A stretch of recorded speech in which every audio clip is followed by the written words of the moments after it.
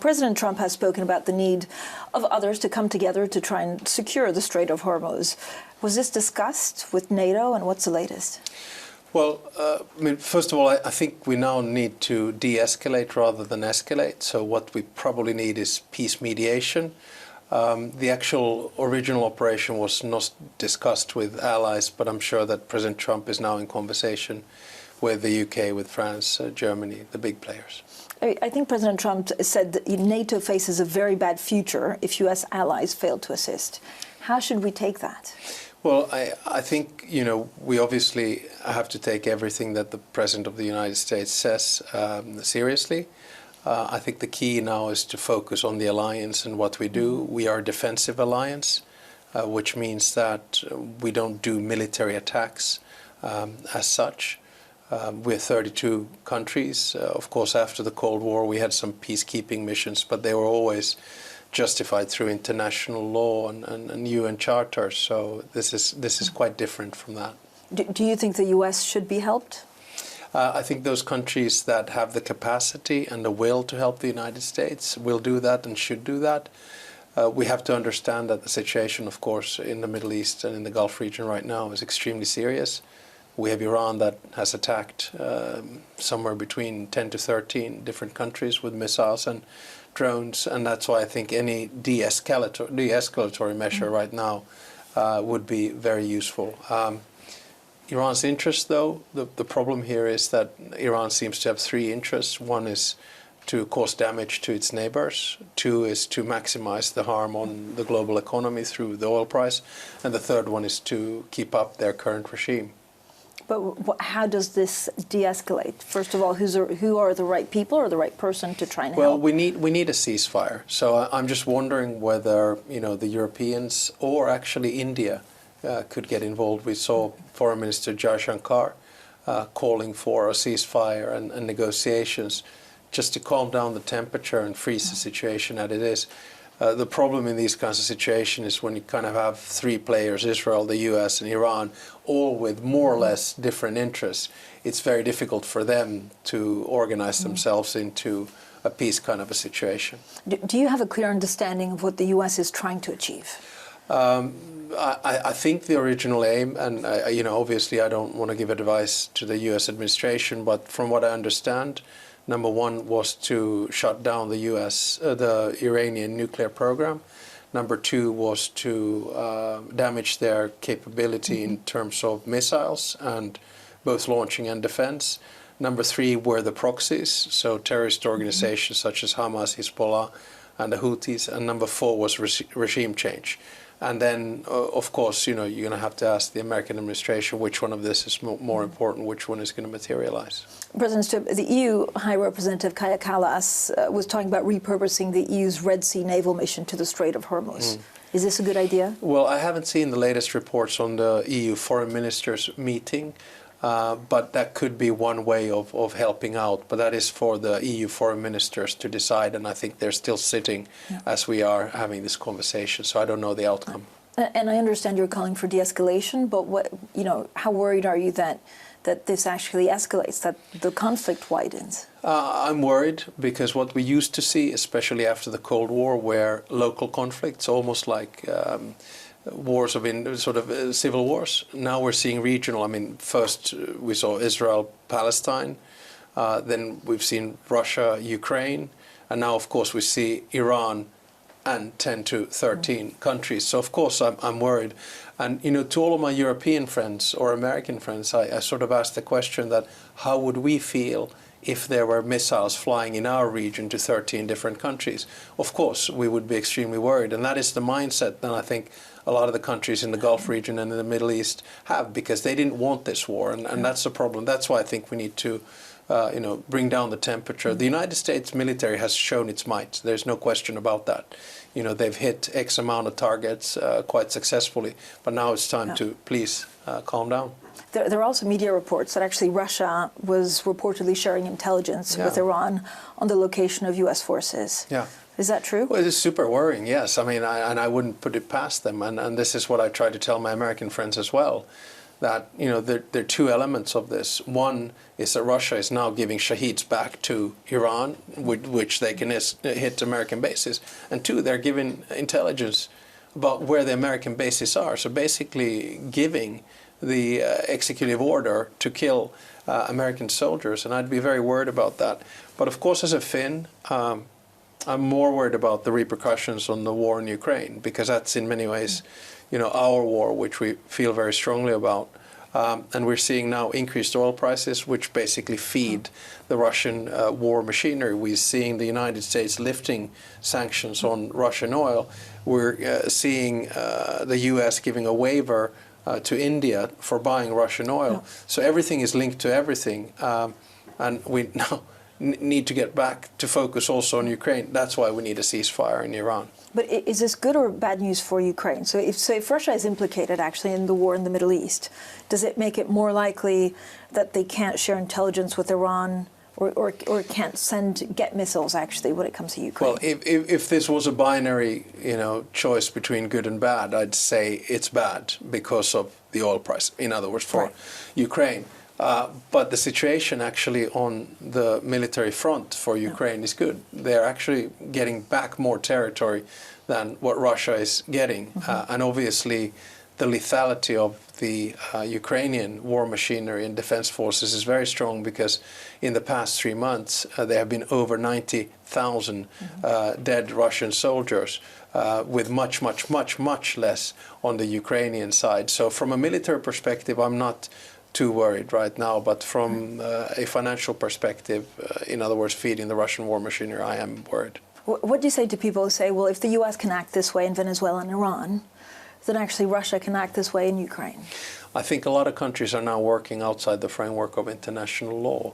And that's why I have called, for a revamping of the world order, a return back to international institutions, norms and laws. But in order for that to happen, you need a consensus among the 200 nation states of the world. And I have always believed that, in the future it should be the likes of India and others that have a bigger say in this. But right now we're seeing what, a Hobbesian world means, a world where power vacuums emerge and then someone feeds them. For me, diplomacy is always about win-win, and right now we're seeing zero-sum, a lot of transactions and deals, and it doesn't seem to be working. Does it have to get worse before it gets better? I hope it wouldn't, but obviously, the fact that we already had a huge war of aggression from Russia to Ukraine, we had a very complicated situation in Gaza. Now we have a full-blown war in the Middle East. It seems to be getting worse before it can get better. You're also hosting a meeting of the Joint Expeditionary Force in Helsinki next week. I mean, this is basically a regional defense cooperation framework, right, led by the UK. What are you hoping to achieve? Well, basically, we're 10 countries there. So it's the Nordics and the Baltics, 8, plus then the Netherlands and the UK. And, probably hoping to achieve 3 things. One is what is our focus on the Eastern Front and the Eastern flank? What can we do to together jointly strengthen our military there? Second, North, because of the Arctic. So I think from a security perspective, the key is northern Finland, Sweden and Norway. What can we do there? Now we have actually a training exercise in northern Finland and northern Norway, 25,000 troops. And then thirdly, we kind of want to look at the future of JEF, as we call it, how we can improve sort of regional security in general. So it's a good place also to prepare a little bit the NATO summit that's coming up in Ankara next summer. Have you asked the Prime Minister of Canada to join the meeting? And should Canada actually join, Jeff? I don't know if it's public yet, but now it will become public that he might call in. And do you expect Canada to join this initiative? I think we'll see. I mean, what we usually do in this group is that, which was founded by the UK, is that we get someone to call in, on the Arctic. We get someone to calling in on the East, and then we see how things go. I mean, going back to Ukraine, how focused do you think President Trump is on finding a solution for Ukraine, given everything that's going on in the Middle East? I can't speak for the president himself, but I do sort of sense certain frustrations and impatience with the situation right now, which does worry me. because there are now kind of two fronts, of course, one in Iran where the US is really involved, and then one in Ukraine where the US is mediating. And then anytime there is a situation ongoing where American troops are involved, where the costs are astronomical, then I think the focus is there more than on the peace mediation, unfortunately. Do you think Vladimir Putin would end, basically keep his side of the bargain? In which way? If there is some kind of peace negotiation. I think what we're seeing right now is Vladimir Putin and Russia not wanting peace and the Ukrainians wanting peace. That's the base case that we work with. I mean, for this year, we kind of have three scenarios. One is that the war continues. The second one is that there's a peace agreement. And the third one is that, one side or the other loses support. We're working on all three scenarios. President Stubb, when you look at what could end the war quickly in the Middle East, a ceasefire or something like that, I mean, is it the price of oil shooting at $200 or the price of gasoline at $5, like some people say? Difficult to say. It's probably a combination of the above. Of course, in the U.S., we have midterms coming up that might influence the impact of the war.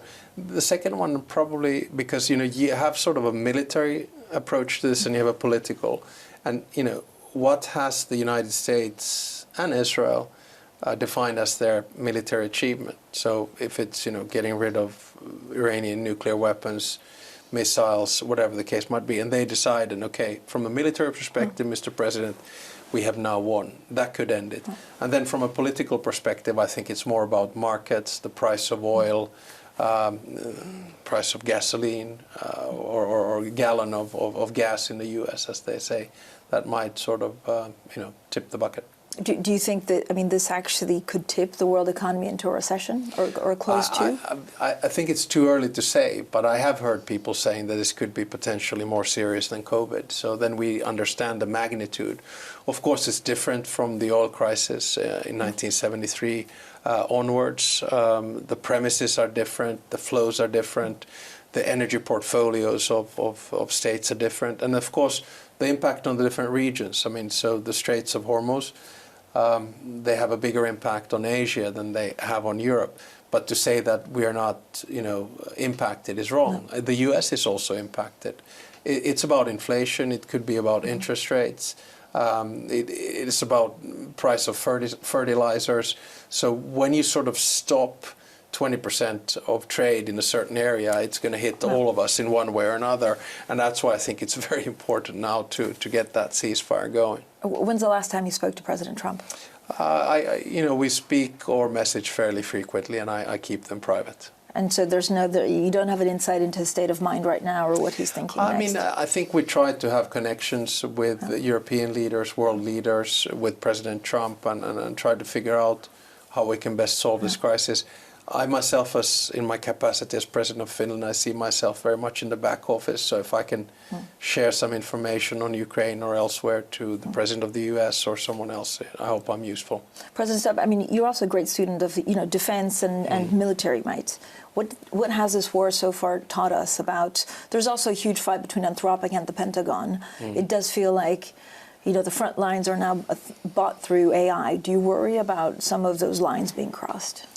I don't. It's not my primary worry, because this is obviously a war where we're not, at least yet, have seen boots on the ground. So it's very much an air attack. So from a military analytical perspective, I am impressed with what the United States and Israel are capable to do, and I'm also positively surprised to see what Iran is able to do. And positively, I don't mean that I agree with it, I disagree with what they're doing. But the bottom line is that we are now moving towards a warfare, which is quite different from what it used to. And I think the best way to describe it is that the beginning of the war between Russia and Ukraine was very much in the trenches and tanks and World War I. And now we've moved into a completely different level where we're seeing airspace and others being dominated by drones, and that brings a new dimension. And then when we add on to that AI, we have to understand that it has changed war and the way in which we conduct it, and we're seeing it in a modern kind of a way. I remember as a young student in the U.S. watching the Gulf War, And for the first time, the likes of Bloomberg and CNN reporting from the war and rooftops somewhere in the Middle East, and that was mind-boggling. Now you see it in real time, so it does make a difference. Is it more dangerous?